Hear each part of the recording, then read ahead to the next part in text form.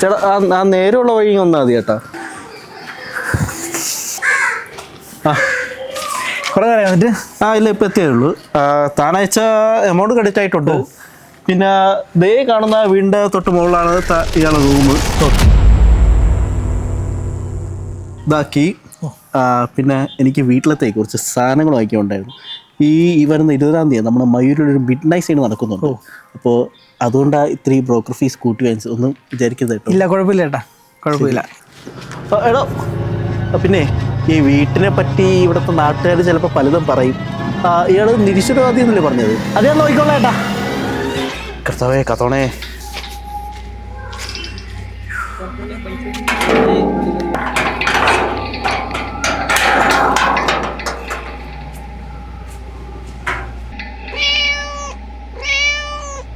വീടെത്തി കേട്ടോ.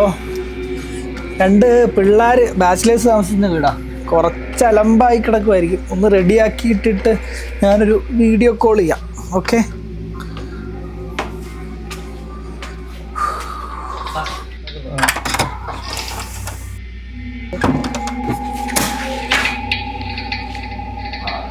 എന്ത് ഭാർഗവിനിലയോ